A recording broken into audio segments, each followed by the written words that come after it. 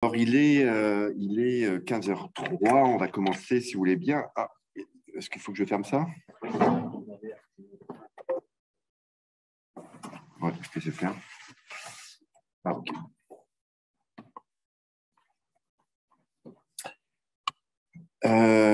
Bonjour à tous. Bonjour aux 86 personnes en ligne. Bonjour aux un petit peu moins personnes en présentiel, 7 ou 8. Mon nom est Vincent Gautré. Je suis professeur avocat de droit, directeur de CRDP et titulaire d'H.A. Wilson. Et ça fait longtemps que je voulais faire cette activité avec maître Liette Boulet et professeur Moustapha Meki. Et ça fait longtemps que je voulais le faire parce que depuis longtemps, en fait, les notaires ont une réputation d'être très en lien avec le numérique. Et peut-être comme avocat du barreau du Québec qui vient de payer en fait aujourd'hui ses cotisations pour un droit de ne pas pratiquer, en fait, à mesure où j'ai pas le temps pour le faire. Comme avocat qui depuis 30 ans s'intéresse au numérique, les notaires du Québec, en effet, ont toujours fait preuve d'une vraie réactivité particulièrement impressionnante face au nouveau contexte technologique et surtout face, je dirais, si je peux me permettre, on est vendredi, face à l'inaction de mon propre ordre opérationnel qui a eu quelques velléités, notamment de faire quelques courriels sécurisés, mais ça n'a jamais adonné. Donc depuis une trentaine d'années, j'ai pu voir poindre, et puis ça, je vais rajeunir personne, et puis en fait, la plupart ne vont pas s'en souvenir, mais je me souviens des débuts de Notarius. Je pense que c'était dans les années 90. À l'époque, je pense que c'était Maître Perrault, c'est ça, hein, que j'ai complètement perdu de vue, et qui avait des velléités de... Bonjour, Jeff Talpis, qui avait des velléités de proposer des outils, et un outil d'ailleurs qui, je pense, au départ était associé à la Chambre, qui ensuite s'en est dissocié, mais qui a proposé des outils d'abord de certification numérique et ensuite d'autres outils en matière de gestion documentaire plus largement. En 2000, ensuite, il y a eu la modification de la loi sur le notariat, un an avant la fameuse loi concernant le cadre juridique des technos de l'info en 2001, que j'ai la prétention de connaître un petit peu. Et à l'article 35, si j'ai bonne mémoire, de la loi sur le notariat, ben, il y avait cette étape de dire on va avoir des actes notariés sous réserve d'adopter un règlement en conséquence.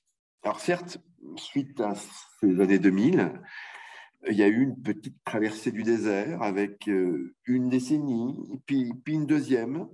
Mais depuis quelques années, les choses bougeaient. Je sais que la Chambre, sans être dans le secret des dieux, mais je sais qu'elle travaillait sur un projet depuis plusieurs années. Et comme dans toute institution, ce que j'avais pu comprendre, c'est qu'il y avait des champions, des pour et des gens qui étaient plus réticents. Et puis, il y a eu la Covid. Et patatras, les questionnements que l'on avait, les atermoiements que l'on avait, les doutes, tout ça tombait.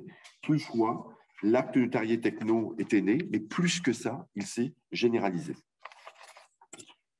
Alors, je voulais donc faire ce constat, mais il s'agit aussi d'aller plus loin, car en France, depuis un décret de 2008, je crois, ben, tout fonctionne. Là encore, d'après ce que je crois comprendre, avec des pour et des contre, des champions et des gens qui sont un peu réticents, mais toujours au regard de ce qu'on appelle souvent dans le monde du numérique avec une approche fonctionnelle où on tente de reproduire en fait les qualités que l'acte se doit de satisfaire.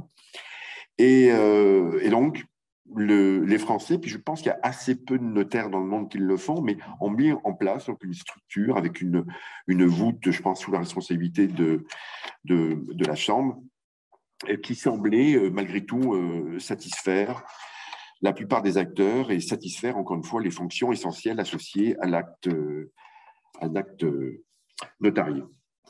C'est donc la raison d'être de cette conférence, donc réunissant encore une fois Maître Liette Boulet de la Chambre des notaires du Québec, qui a été directement impliqué dans la numérisation des activités de la Chambre, et professeur Moustapha Meki, que je connais un petit peu et qui depuis 2019 en plus assure les fonctions de directeur général de l'INFI, l'Institut national des formations notariales. Donc merci aussi à la Chambre et à j'ai dit INFI, l'INFN, pardon, qui sont tous deux partenaires de la présente activité. Donc, avant de leur laisser la parole, donc en tout, on a une activité prévue jusqu'à 17 heures, donc de 15 à 17 heures. Après, on a un cocktail pas pour vous, les 96 personnes en ligne. On a un 2 heures de prévu. J'ai demandé aux deux conférenciers d'utiliser à peu près 30-40 minutes, si ça vous convient toujours, ce qui nous laissera amplement le temps ensuite de parler avec vous tous dans la salle ou pour les personnes en ligne. Alors, je m'en voudrais évidemment de ne pas les présenter un petit peu plus que les quelques lignes que j'ai dit juste avant. Donc, maître Lydie Boulet est notaire en fonction à la Chambre des notaires du Québec, diplômée de l'Université de Montréal en droit notarial. Elle cumule plus de 25 ans d'expérience en droit des technologies, dont plus d'une dizaine d'un titre de gestionnaire. Son expérience est forgée dans les domaines des droits des actes de l'info, sécurité et confidentialité, PRP, signature numérique. D'ailleurs, c'est marqué électronique et numérique, j'aime bien la distinction. Et évidemment, les documents technologiques / actes notariés dont on va parler. Et justement, depuis 2017, donc 3 ans avant la pandémie, elle travaillait à rendre justement la pratique notariale 100% numérique. Professeur Moustapha Meki est professeur à l'école de droit de la Sorbonne, Paris 1, Paris 1 Sorbonne, détient un doctorat de la même université, thèse sur l'intérêt général dirigée par Jacques Castin, membre du CNU. Ses thèmes de recherche sont sociaux du droit, droit civil mur à mur, au droit des affaires, droit de l'environnement, expert européen auprès de l'Agence européenne des droits fondamentaux, etc.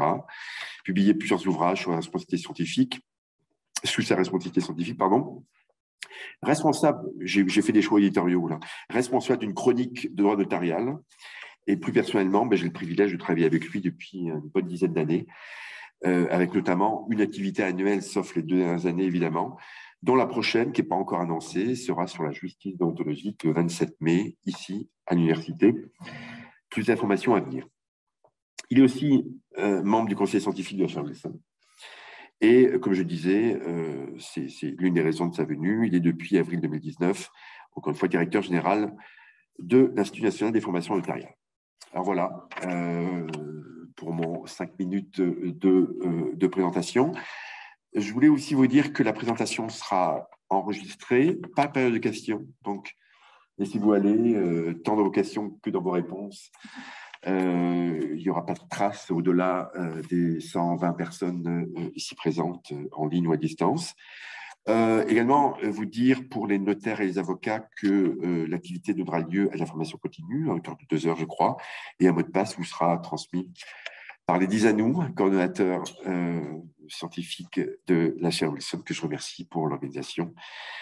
Je remercie parce que c'est la 3e conférence en ligne que l'on fait, c'est la première qui commence à l'heure. C'est les conférences hybrides, c'est 4 fois plus de travail. Je le dis, là, c'est coordonner, et puis c'est peut-être une mise en situation, coordonner des modes de fonctionnement classiques avec des modes de fonctionnement classiques, c'est pas évident. Donc, encore une fois, merci aussi pour ces qualités techniques autres que scientifiques. Sans plus tarder, Maître Boulet.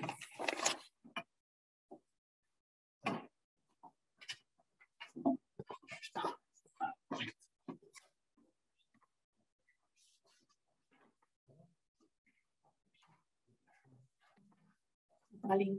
Ils sont en ligne.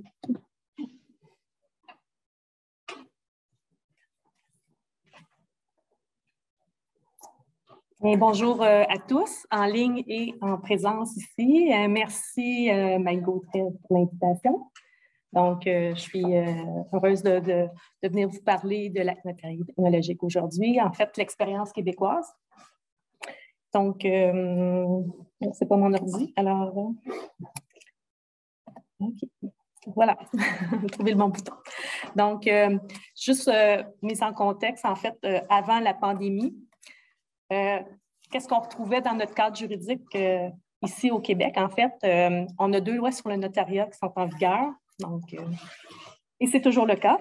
Donc, on travaille à régulariser tout ça.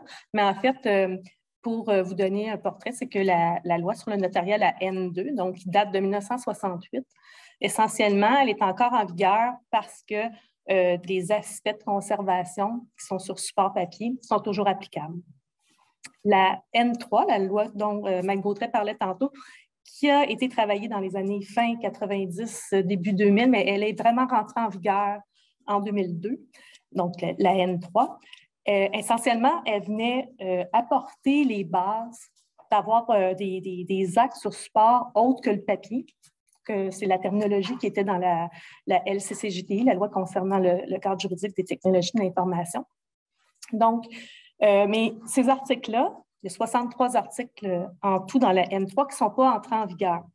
La mise en vigueur doit se faire par un règlement d'application qui va venir concrétiser la façon de classer ces actes sur un support technologique. Donc, encore aujourd'hui, on a ce cadre juridique-là. Je vais vous expliquer pourquoi. Et au niveau des technologies, évidemment, il y a la LCCJTI, donc qui parle d'intégrité, qui parle de copie, qui parle de reproduction, de destruction aussi. Et il y a un aspect sur la destruction dans cette loi-là qui indique que si un document a une valeur archivistique ou patrimoniale ou historique, ben, on ne peut pas détruire le support papier si on le numérise, si on change de support. Vous comprendrez que les actes notariés, ils ont ce genre de valeur-là. Donc, il faut qu'on se penche sur ces questions-là pour savoir le but de numérisation, c'est de pouvoir se départir du support papier, donc de faire un gain de ce côté-là. Et qu'est-ce qui va arriver avec les actes notariés? Donc, ça, c'est des questions qui sont encore en train d'être répondues de notre côté. Donc, vous en avez fait un, mais vous goûterez tantôt un petit historique. Donc, vous permettrez que je fasse le mien pour mettre les choses en perspective.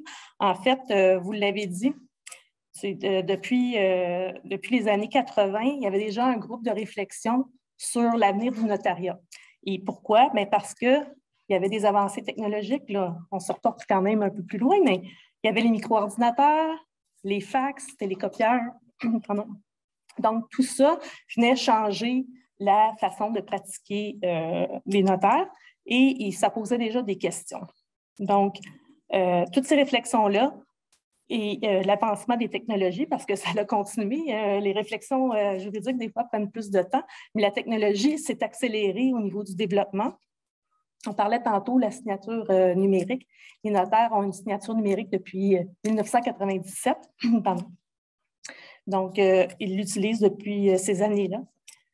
Et comme on disait tantôt, donc la loi sur le notariat, la N3, est entrée en vigueur en 2002, mais il y avait un groupe de consultatifs qui avait été mis en place pour réfléchir sur la façon de l'opérationnaliser.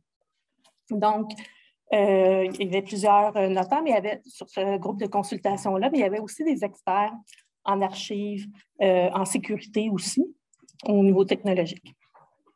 La conclusion de ce groupe de travail-là est arrivée en 2004 en disant, ben, c'est rare, mais le droit devance un peu la technologie. La technologie n'était peut-être pas prête pour ce qu'on voulait faire parce que les actes notariés sont voués à être conservés à tout le temps, à vitam aeternam. Donc, la technologie à cette époque-là, la conservation à long terme, pardon, je pense que je vais prendre juste un petit peu. Merci.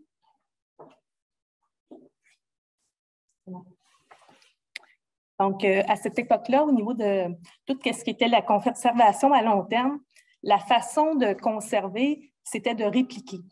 Donc, on dupliquait l'information, la sauvegardait sur différents supports.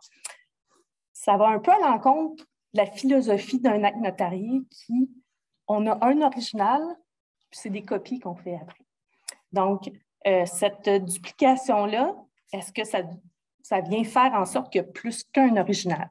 Donc, il y avait ces questions-là, là, je ne veux pas rentrer dans la philosophie, mais qui se posaient à l'époque.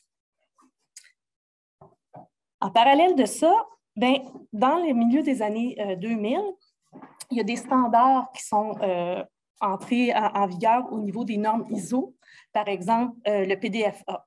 Donc, le format PDF, c'est un format très intéressant pour assurer qu'on puisse accéder à l'information à très long terme. Avec le PDF-A, A pour archives, bien, on venait s'assurer que toute l'information à l'intérieur de ce document-là puisse être lue dans 10, 15, 20 ans et plus. Donc, c'est ce que ça prenait, c'est ce qu'on attendait. C'est pourquoi, je sais que vous parliez tantôt, là, en 2008, il y a eu un projet en France pour l'acte notarié électronique, mais ici aussi, en 2007, il y avait un projet de la même envergure. Mais le nôtre a arrêté après 2 ans. En fait, en 2009, quand il y a eu les problèmes financiers au niveau en Amérique du Nord, bien, il y avait beaucoup ça a eu un écho un peu, si on peut dire, sur le marché immobilier, tout ça, sur les finances. Donc, la Chambre a décidé de laisser aller ce projet-là, de le mettre de côté, puis de le reprendre un peu plus tard parce que un projet comme ça, bien, ça demandait des modifications dans la façon de faire pour les notaires, ça demandait des investissements. Donc, on a mis ça sur la glace. Mais ce n'était pas mort, l'idée était toujours sur la table, on voulait aller de l'avant.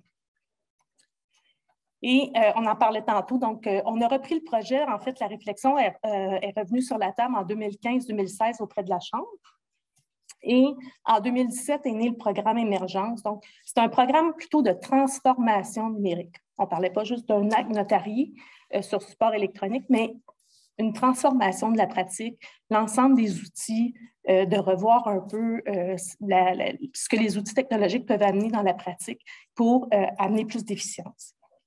Et pendant qu'on faisait ces réflexions-là, on avançait le projet, bien, évidemment, est arrivée la COVID, qui a quand même venu bouleverser beaucoup de choses.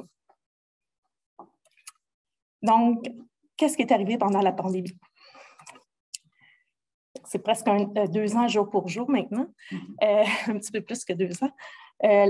À l'urgence sanitaire, quand ça a été décrété ici au Québec le 13 mars 2020, le gouvernement a reconnu les services notariaux comme des services essentiels.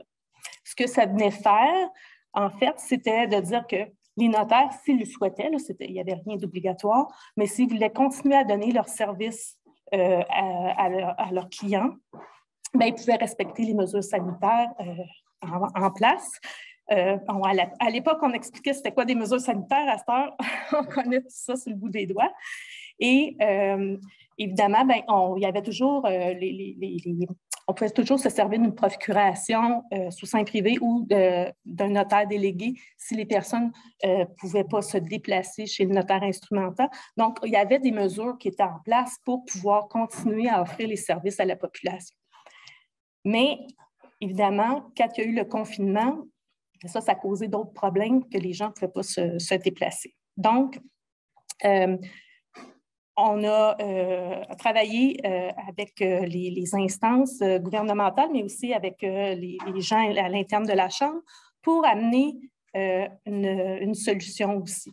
Parce que, bien évidemment, quand il y a eu l'arrêté du ministre de la Santé, de la ministre de la Santé, je devrais dire, en mars 2020, bien, on est venu dire qu'on pouvait recevoir un acte notarié sur support électronique à distance, et que la Chambre établirait les normes pour faire le tout.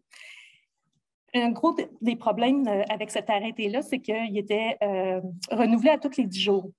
Donc, ça mettait beaucoup d'incertitudes à dire, les notaires dire, bien, est-ce que je vais utiliser les outils qui sont mis à la disposition si dans 10 jours, je ne peux plus les utiliser?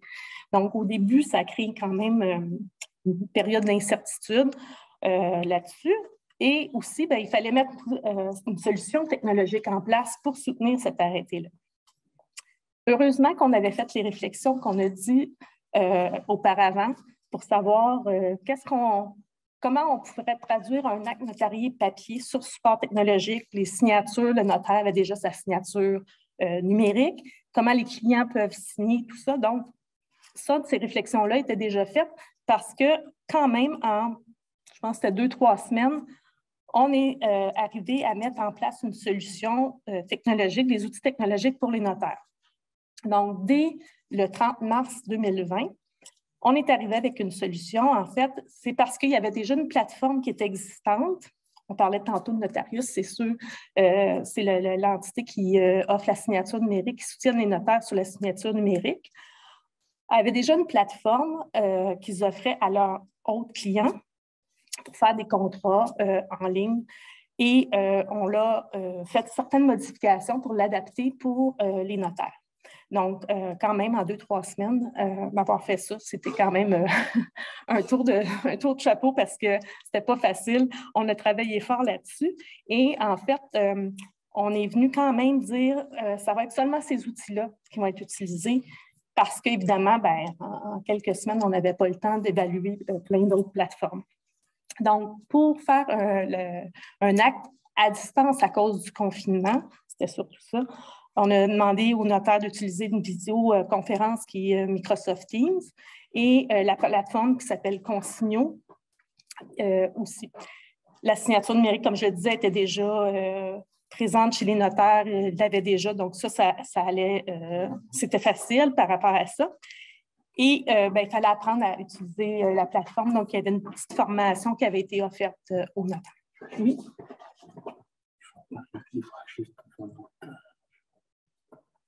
D'accord.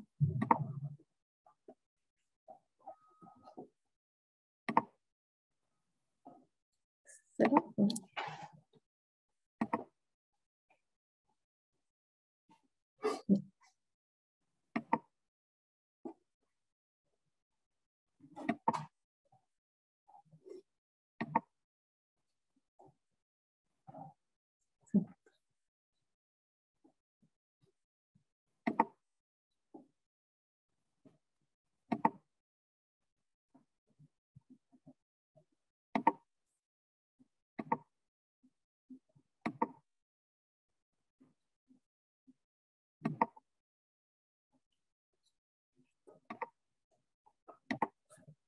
Il faut envoyer les notes les deuxième écran avec les notes de présentation en ligne. C'est parce qu'il y a 2 écrans. Vous êtes à quel niveau? J'étais ici, oui. Il faut se faire juste partager un écran. Oui.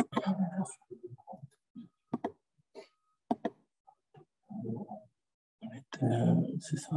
C'est l'écran 2. Si on fait partager juste l'écran 2, ça va? Nicolas, ça va? Oui. OK. Merci.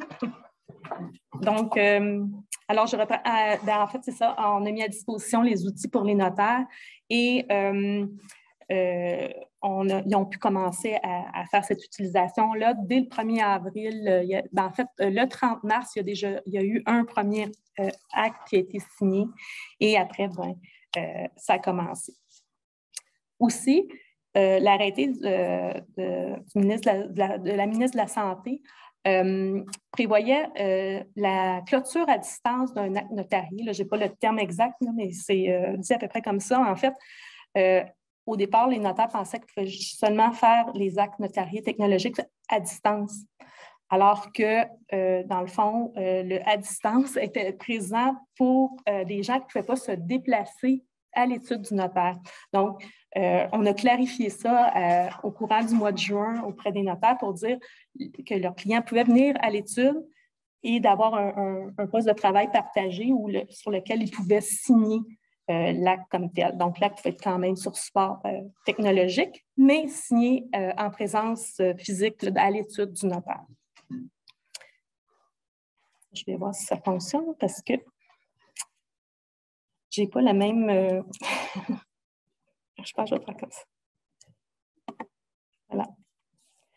Ça ne marche pas? OK, parce que je n'ai plus le même mode de... Excusez. C'est pas mon poste, hein, je sais pas. OK, ici, je suis là. Alors, il faut juste que je clique dedans. OK. Ça va comme ça? Est-ce que vous voyez bien? Non?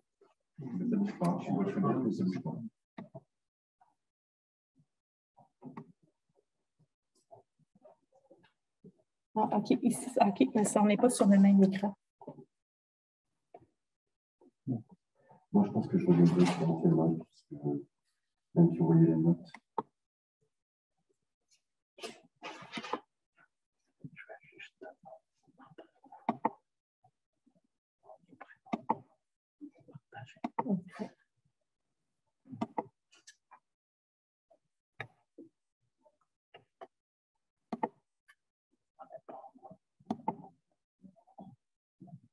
Voilà, ça va. Non, pas comme ça. On voit les notes encore. Ah, c'est pour ça. OK.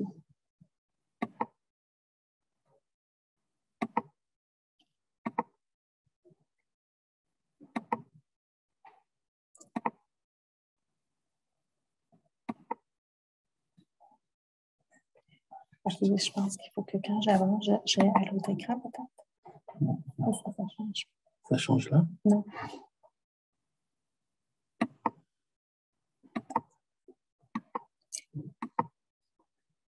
Mais si on va en dessous. Ça ne va pas marcher. Non. Parce que ça partage juste celui-là. Je vais prendre. C'est ce que vous êtes. Est-ce que vous êtes là? Oui, c'était celui-là. J'étais en dessous. Est-ce que ça change? Oui, mais ça va. C'est juste que je ne sais pas si ça va changer si je change d'écran. Oui. Oui, là, ça marche.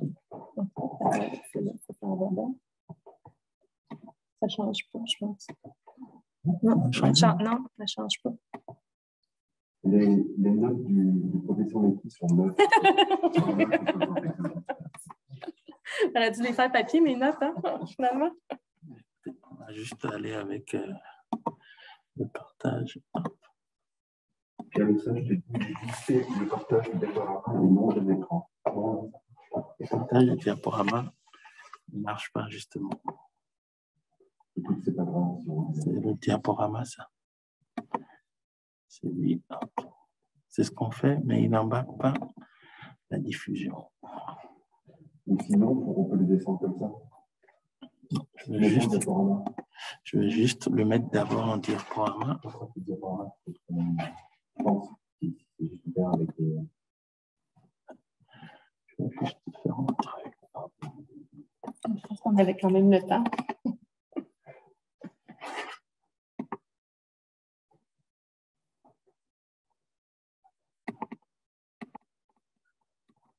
Donc, transporter. Ouais. En fait, les notes sont sur votre présentation. C'est en bas de la présentation. Oui, c'est pour ça on l'a à l'écran. On ne peut pas l'enlever, en fait. Puis avec ça, je te dis, désactive le partage d'écran de nouveau. Déjà, il est désactivé actuellement. Il y a des options d'avancer le partage. On va revenir comme avant.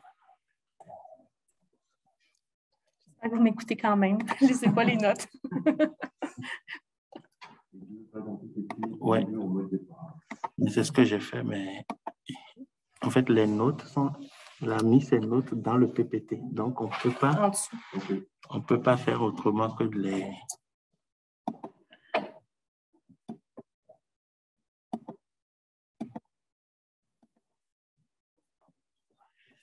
Là, on n'est pas à une classe, par exemple, à l'écran. Non, pas encore. Non, c'est ça.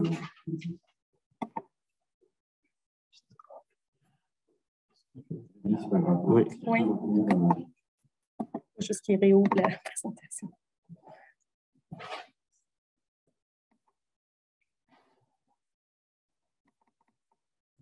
Oui, plus loin.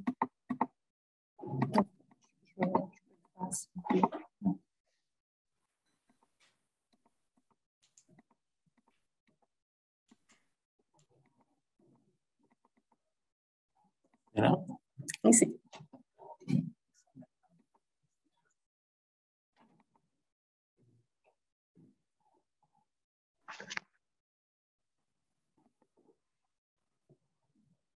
Battery medium.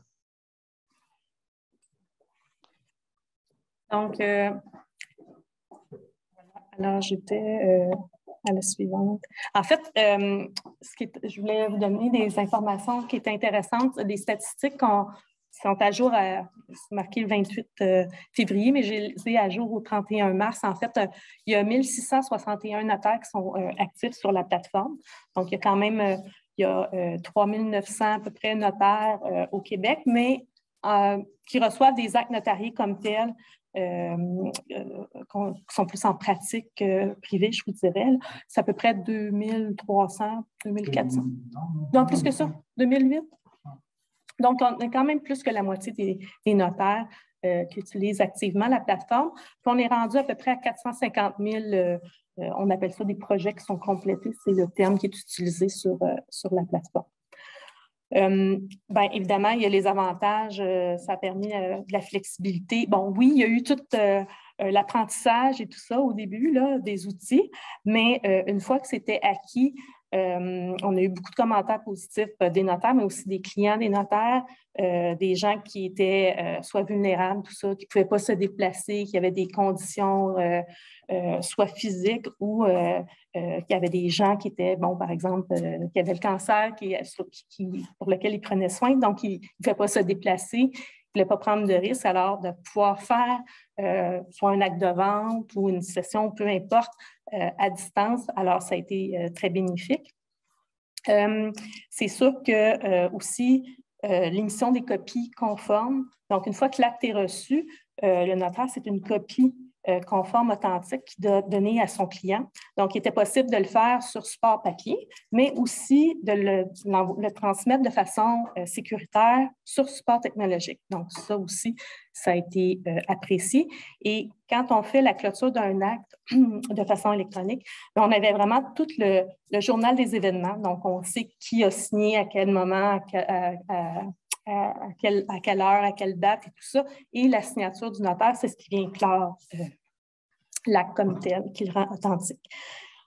Les limites de la solution temporaire qu'on a mis en place, évidemment, bien, pour signer, la signature électronique, elle est incluse dans la plateforme, mais il y avait des personnes qui, s'il n'y avait pas de cellulaire ou il n'y avait pas d'adresse courriel, bien évidemment, ça pouvait poser un problème, donc ils ne pouvaient pas utiliser cet outil-là.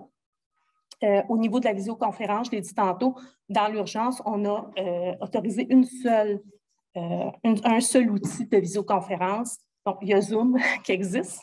On voit que des fois, il peut y avoir des problèmes avec Zoom aussi, mais il y a plein d'autres plateformes. Je sais qu'en France, vous utilisez LiveSize. Donc, il y a plein d'autres plateformes qui sont très bonnes. Ce n'est pas la question, mais dans l'urgence, on a limité. Alors, ça, c'est des choses qu'on nous a demandé. Est-ce qu'on va pouvoir utiliser d'autres alternatives à la visioconférence pour clore un acte dans la solution qui va être plus permanente? L'accès à la plateforme de clôture, bien évidemment, des fois, il y en a qui avaient eu certains problèmes, en fait, au niveau de la performance. Donc, au début, on a été un peu victime du succès de tout ça. Et là, c'est là qu'on a vu qu'il faut que les outils soient performants, faut que ça soit disponible parce que les notaires ne travaillent pas nécessairement de 9 à 5 ans. Les clients, on peut les recevoir à 8 heures le soir. Le samedi, le dimanche. Donc, la performance est très importante. Il y a cette plateforme-là, en fait, elle n'est pas intégrée avec les logiciels que les notaires utilisent pour confectionner leurs actes. Donc, ils utilisent un logiciel de traitement de texte ou un autre outil pour faire leurs actes. Mais une fois qu'il est clos, qu'il est terminé, je veux dire, on doit le téléverser sur la plateforme pour pouvoir le signer. Donc, ça faisait de la manipulation, donc ça, c'est sûr que ce n'est pas optimal. Et au niveau des erreurs de minutes ou des erreurs de date, donc si j'ai fait mon acte sur un logiciel de traitement de texte et j'ai mis le numéro de minute et la date, et pour toutes sortes de raisons, la clôture de l'acte, les clients viennent signer le lendemain, on oublie de faire la correction. Bien là, il y avait des erreurs. Alors, il a fallu trouver des moyens pour corriger ces erreurs-là. Et c'est sûr que si on avait monté un système ou une plateforme optimale, on aurait fait des validations avant d'apposer les signatures. Alors que là, dans l'urgence, on n'a pas eu le temps de faire ça. Alors ça, c'est toutes des améliorations qu'on veut apporter pour la suite. Mais ça vous donne une idée quand même, après 2 ans de l'utilisation qui en est faite. Les autres choses qu'il a fallu rappeler aussi aux notaires, c'est que les règles qui sont mises en place avec l'arrêté du ministre de la Justice maintenant, en fait, ça vient s'ajouter aux règles qui sont déjà applicables en droit notarial. Donc, on est venu revenir de l'avant-plan les règles de droit international privé. Donc, c'est sûr que on a mis en garde les notaires. Ce n'est pas parce que l'acte, on peut le faire à distance que ces règles-là, il faut en faire fi. Donc, il faut s'assurer que la transaction, bien évidemment, apporte sur soit un droit qui est situé au Québec, un immeuble, par exemple, ou un droit réel qui est situé au Québec, ou que les gens sont domiciliés au Québec. Il faut qu'il y ait un intérêt ou un rattachement avec le Québec. Donc, ça, c'est des choses qu'il a fallu remettre de l'avant à cet effet-là.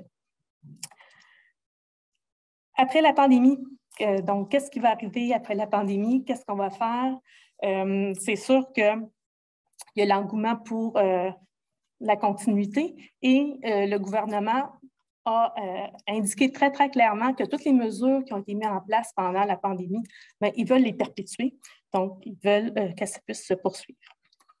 Donc, on a toujours un projet de règlement en cours. En fait, ça fait quand même un bout de temps qu'on a un projet de règlement qui est dessiné, qui est sur notre table à dessin.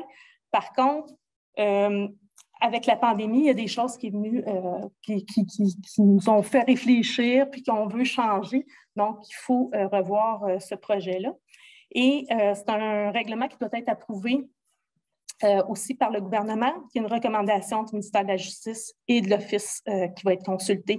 Donc, c'est tout un processus d'approbation qui est quand même assez long. Là, il y a plusieurs instances là, qui doivent approuver le tout. Et l'autre élément qu'on va vouloir apporter, parce qu'aujourd'hui, les notaires peuvent recevoir un acte sur support technologique, mais le lendemain, ou dans la même journée, ils peuvent en recevoir un sur support papier. C'est toujours possible. Donc, ce qu'on va vouloir aussi, c'est que les actes qui sont sur support papier puissent être transférés du support et d'être seulement sur support technologique. Bon, je l'ai dit tantôt, d'entrée de jeu, on a des enjeux sur les limites que la loi concernant le cadre juridique des technologies de l'information apporte avec la valeur archivistique ou patrimoniale. Mais outre ça, aujourd'hui, le notaire ne peut pas faire le transfert de support puis conserver ses actes sur support électronique strictement. Donc, le règlement va devoir aborder ces questions-là.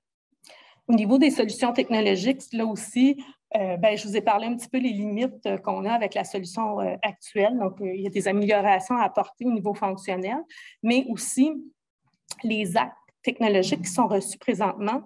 Là, la Chambre soutient la conservation de ces actes-là et il va falloir... Puis la plateforme qu'on utilise présentement, n'était pas vouée à faire une conservation à très, très long terme.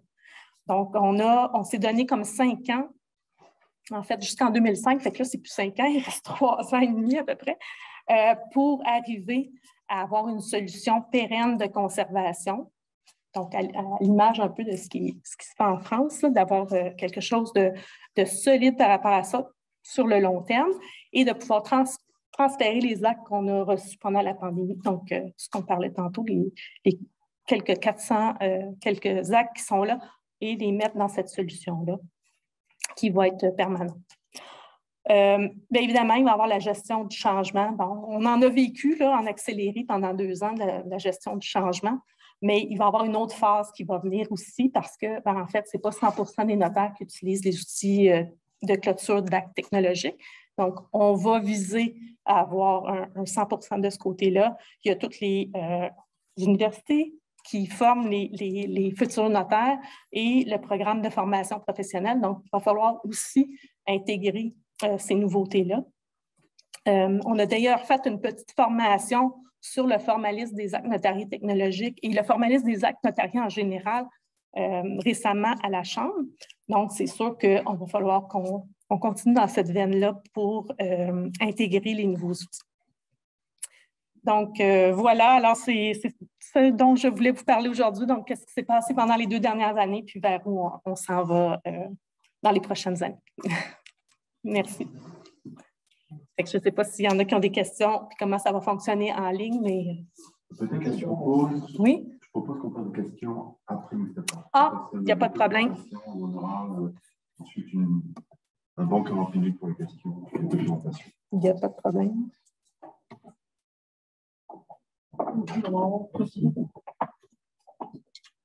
PowerPoint.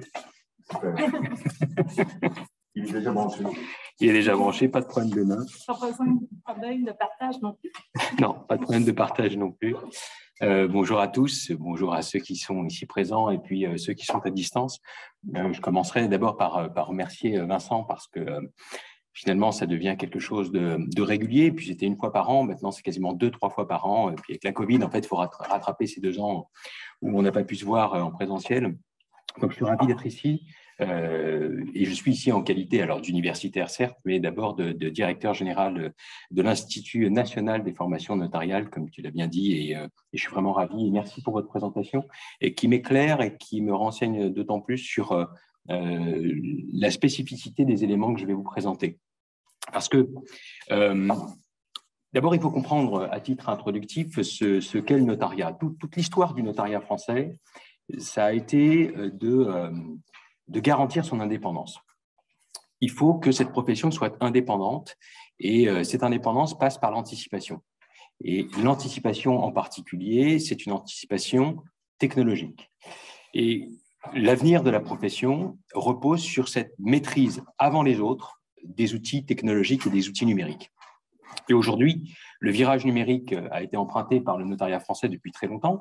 Les avocats, s'y mettent aussi, peut-être plus que les avocats québécois, mais il est vrai que ceux qui sont à la pointe de cette technologie, ce sont les notaires. On a de nombreux registres dématérialisés, on a des procédures dématérialisées de téléactes qui permettent de déposer les actes, notamment électroniques, sur le MICEN, c'est-à-dire le minutier central des actes notariés. On a également à l'avenir la préparation actuellement d'une blockchain notariale, blockchain privée, l'utilisation d'éventuels, en tout cas d'éventuels smart contracts. On a une intelligence artificielle qui se développe, notamment la Chambre de Paris avec Victoria. Vous avez Victoria pour le jeu parce que c'est dans la rue Victoria que se trouve, place Victoria que se trouve la Chambre de Paris. Donc, vous avez toute une série comme ça de projets qui font que le notariat, par le biais de la technologie, garantit son indépendance par une forme d'anticipation. Alors maintenant, avec la crise sanitaire, ça a été d'abord une prise de conscience que ce service public de la sécurité juridique qu'offre le notariat est un service qui est fragile et qui a été fragilisé pendant cette période de crise sanitaire où on a bien vu que aussi bien les clients que les notaires n'ont pas été paniqués, mais en tout cas se sont interrogés sur la possibilité d'assurer une continuité du service public, terme qu'on connaît bien du côté du droit public, mais c'est la crise sanitaire qui a révélé justement cette fragilité du système. Et puis également une mise à l'épreuve de cette capacité d'adaptation de la profession qui n'a jamais déçu avec les années, mais qui, là, devait réagir très rapidement avec des instruments techniques efficaces et qui garantissent la sécurité technique au service de la sécurité juridique. Alors, quand on évoque justement l'acte à distance, qui a été l'une des solutions, il faut bien comprendre que ce n'est pas l'acte authentique électronique qui existe depuis 2005 avec le premier acte en 2008, mais c'est un acte avec une comparution à distance. Donc, j'expliquerai tout à l'heure la différence. L'acte authentique électronique, il y a une prise de distance par rapport à l'acte, mais il y a toujours 2 notaires de chaque côté et qui sont à distance avec leurs clients. Alors que ce qu'on a proposé dans le cadre de la crise sanitaire et ce qui existe aujourd'hui, c'est une prise de distance par rapport au notaire lui-même, où le client n'est plus présent avec le notaire et il n'est pas non plus représenté avec quelqu'un qui se trouverait à côté du notaire. Donc, c'est aller beaucoup plus loin dans la prise de distance et la réalisation de l'acte authentique. Mais ça va bien au-delà de cela parce que, en réalité, l'acte authentique à distance, tel qu'on le connaît aujourd'hui et surtout demain, les intérêts ne sont pas simplement des intérêts liés à la crise sanitaire. D'abord, il y a un intérêt qui est essentiellement juridique, puisqu'on a aujourd'hui des Français à l'étranger et que le système de l'apostille, notamment des services diplomatiques, de consulats ou autres, ont été supprimés en 2018. Et par conséquent, pour les Français de l'étranger, avoir un acte authentique à distance, où ils ne sont pas présents physiquement avec un notaire, est indispensable, devient indispensable. Et ça l'est d'autant plus, toujours pour des raisons juridiques, que dans les pays de common law, quand vous avez des public notaries, c'est-à-dire des notaires publics, en réalité, ils n'ont pas le même statut que les notaires de droit civil, et ce qu'ils peuvent certifier, puisque ce n'est que de la certification, n'est pas reconnu en tant que tel en droit français. Notamment, on a un arrêt de la première chambre civile de la Cour de cassation du 14 avril 2016 à propos d'une question d'hypothèque, où il y avait un acte qui avait été fait par un notaire public, et on a considéré que celui-ci n'avait pas la valeur d'un acte authentique, ce qui bloquait dans le processus de réalisation de l'acte. Et on voit bien que quand il y a des personnes qui sont à l'étranger ou des personnes qui seraient dans un système de common law, ça peut poser des difficultés. Le deuxième intérêt, il est d'ordre pratique. Parce que assez fréquemment, en pratique, c'est la procuration sous seing privé que vous avez évoqué, procuration sous signature privée, dit-on désormais, n'offre pas toutes les garanties, alors que pourtant, vous allez obtenir une procuration sous signature privée qui va servir ensuite à élaborer un acte authentique. Donc, il y a quelque chose qui est totalement incohérent.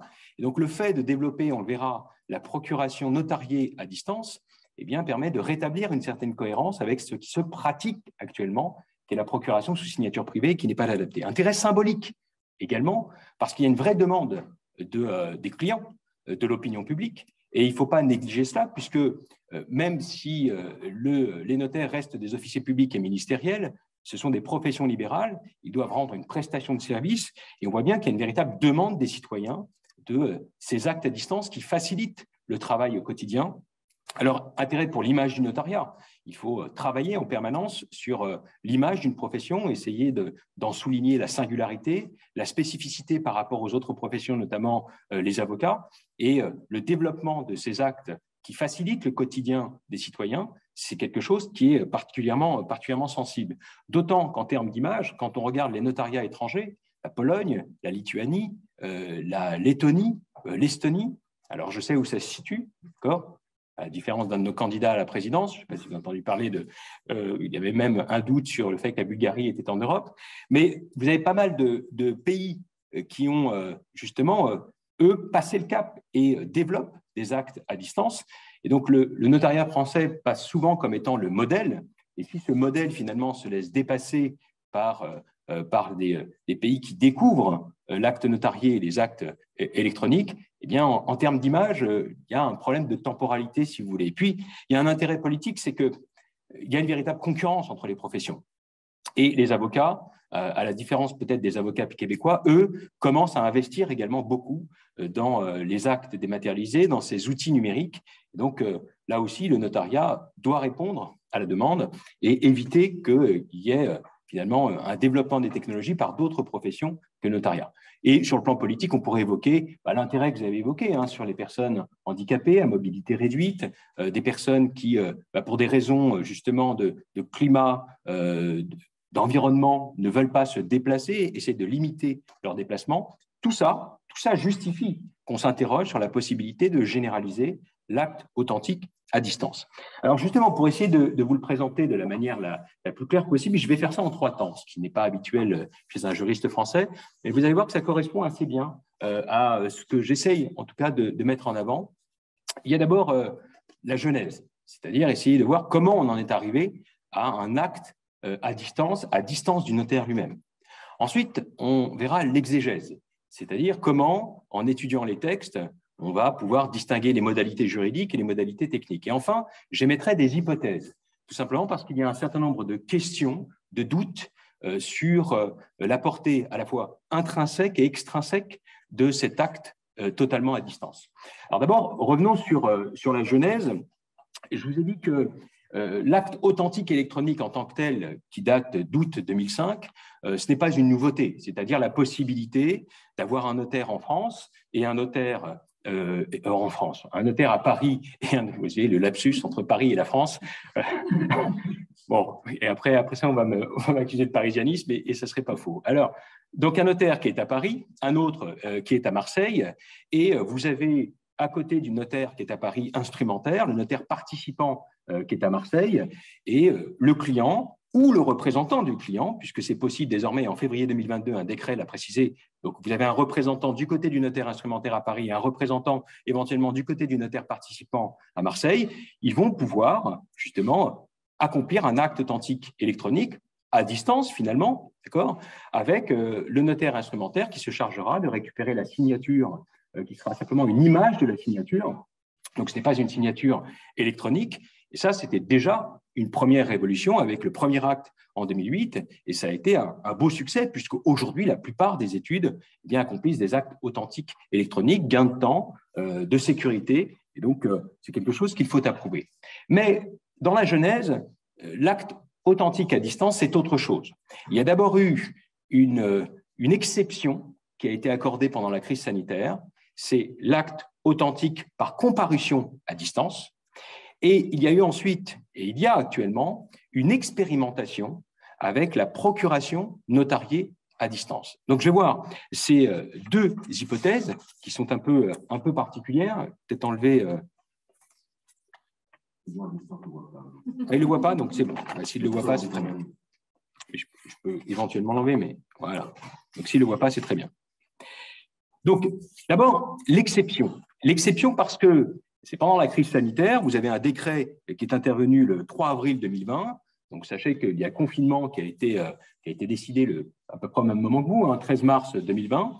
Et donc, plus personne dans les rues, plus personne dans les études, évidemment. Et il faut trouver une solution pour permettre d'accomplir des actes authentiques sans que les clients puissent se déplacer.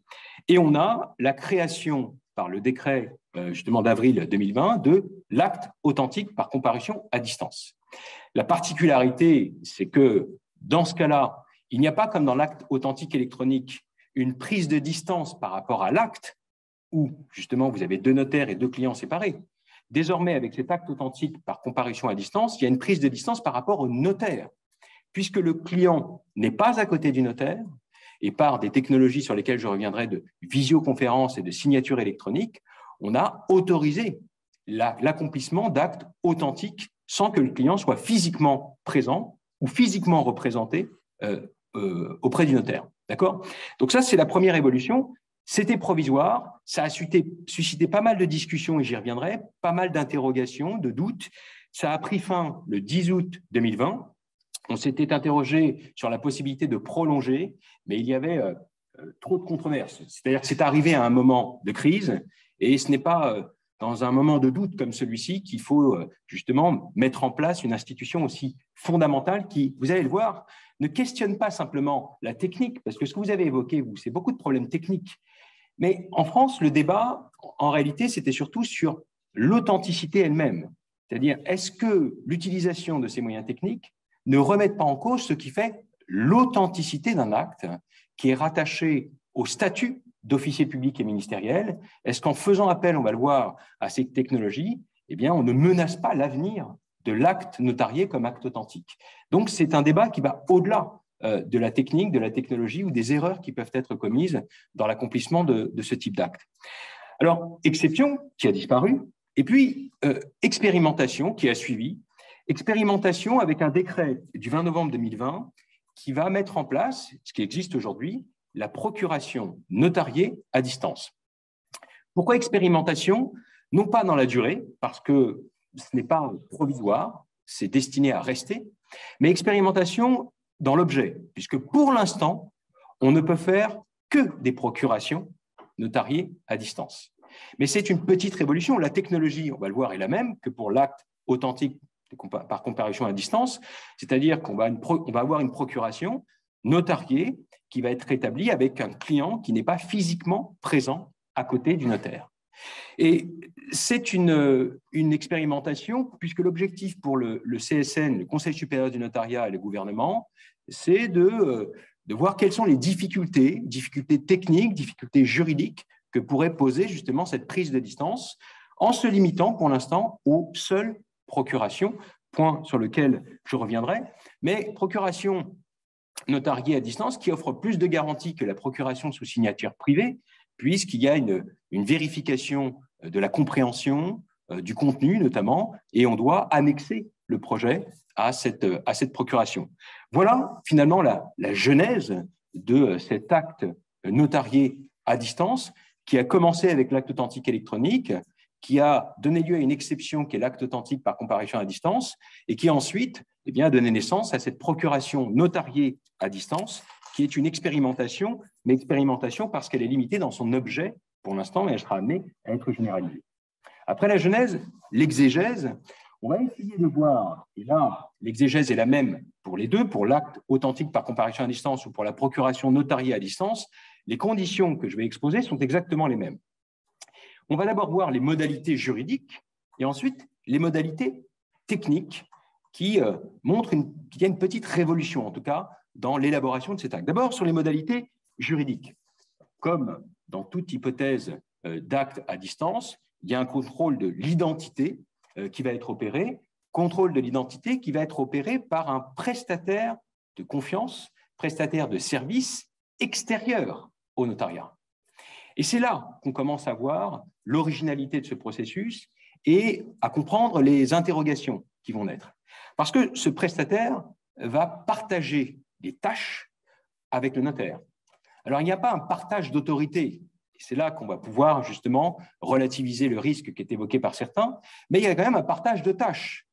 À lui, ce prestataire, de mettre en place une technologie permettant de contrôler l'identité et ensuite, au notaire, on le verra, de décider. C'est lui qui a le final cut, je sais que c'est le terme en anglais qu'on ne devrait pas utiliser, mais qui décide finalement, qui opère l'arbitrage final dans le processus d'élaboration de l'acte. Il y a le contrôle également du consentement. Et ce contrôle du consentement, très souvent, qui va être fait par le notaire instrumentaire, eh bien, est souvent précédé par un échange avec le client, une discussion parfois physique, en présentiel, pas nécessairement à distance. Et donc, tout ça est préparé en amont. Donc, le notaire ne voit pas son client la plupart du temps la première fois à distance lorsqu'il va établir aujourd'hui la procuration notariée à distance. Et à cette occasion, ce que va faire le notaire, c'est qu'il va recueillir le consentement avec le système de communication sur lequel je reviendrai, ou un système qui garantit tout ce qui existe habituellement, garantit l'identité, l'intégrité, la confidentialité. Bien sûr, tout ça étant fait dans des conditions techniques que j'évoquerai par la suite. Mais ce qu'il faut comprendre, c'est que c'est bien le notaire qui a le dernier mot, c'est lui qui instrumente ou peut refuser d'instrumenter. Et d'ailleurs, lorsqu'il y aura, lors de la visio par exemple, des bruits intempestifs, des bruits d'enfants derrière, de télévision, ou s'il y a des coupures de liaison, il peut refuser de finaliser l'acte et refuser d'instrumenter, de recueillir le consentement. Donc, on est bien ici dans une hypothèse où le notaire est celui qui a l'autorité et qui ne la partage pas avec le prestataire de service. Alors, sur les modalités techniques, ce sont toujours les mêmes, c'est-à-dire que vous allez avoir une visio et une signature électronique.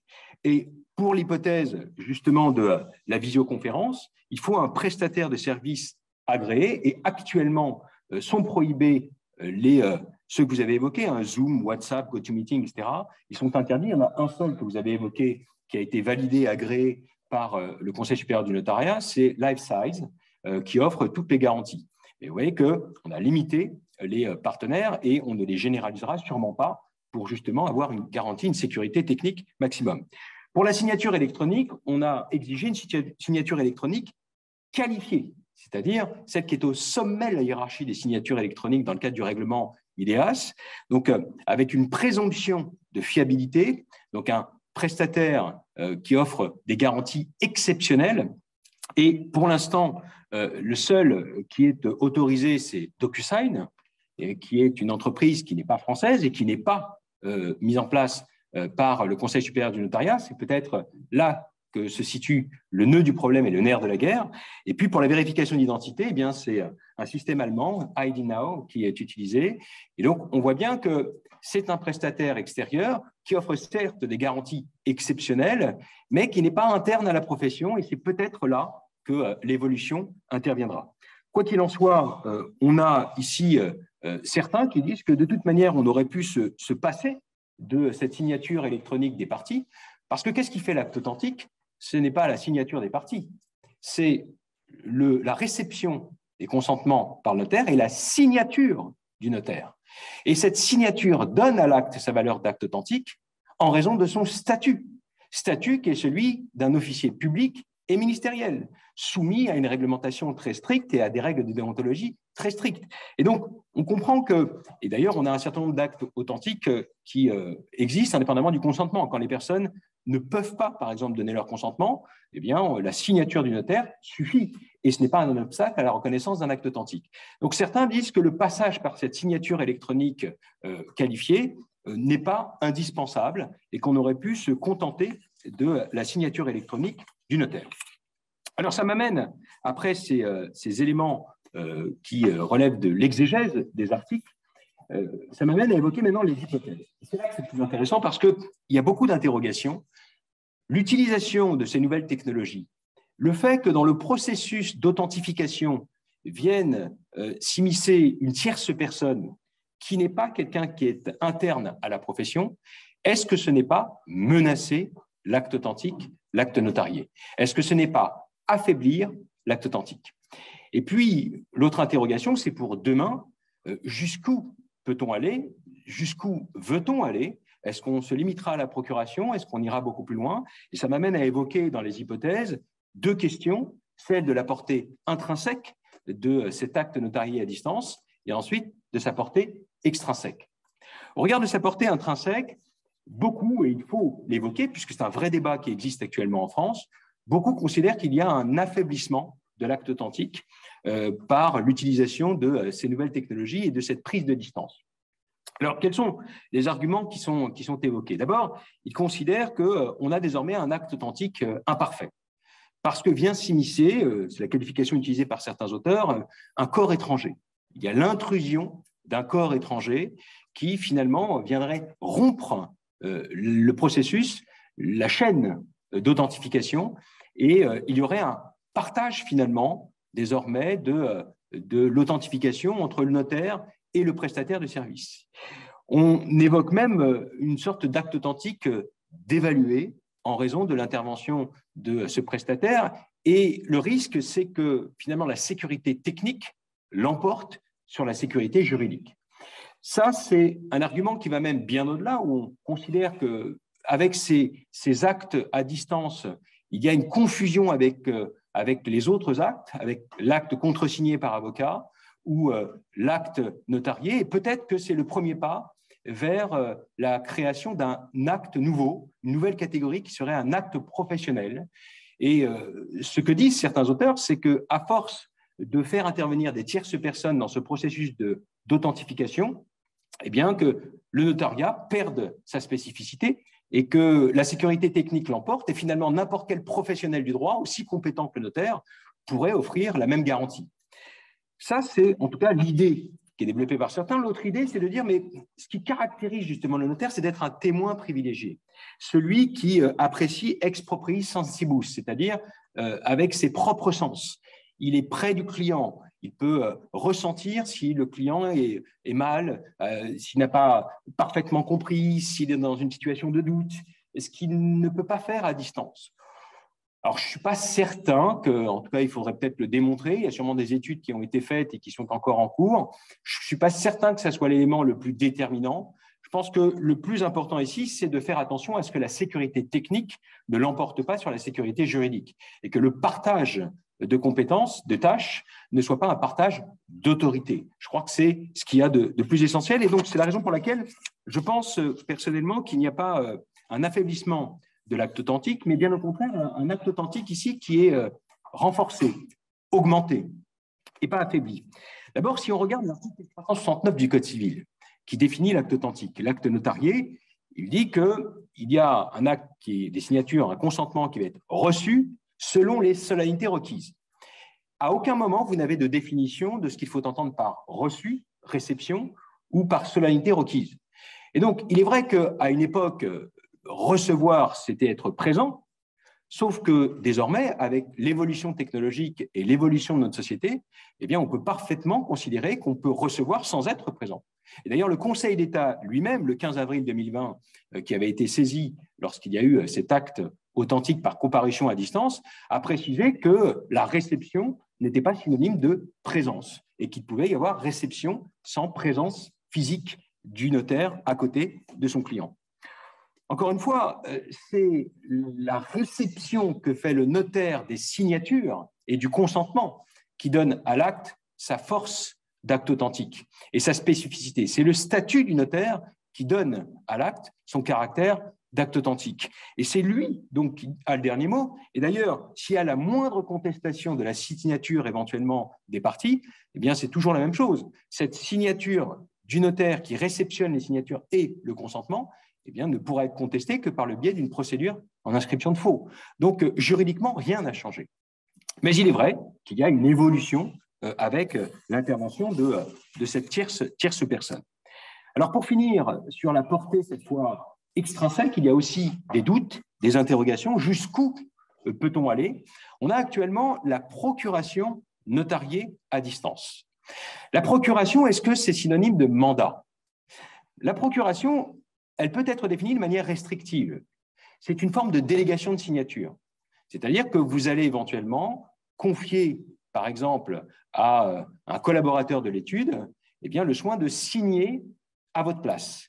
Mais il n'a pas le droit de discuter ou de modifier le contenu de l'acte. Si la procuration est définie de cette manière, ça réduit considérablement le champ d'application de cette procuration notariée à distance. Mais certains pensent qu'il ne faut pas entendre procuration en ce sens, il faut plutôt l'entendre au sens de mandat en général. Et d'ailleurs, quand vous regardez le décret du 20 novembre 2020, il vise les articles 1984 et suivants du Code civil, ce sont les articles relatifs au mandat.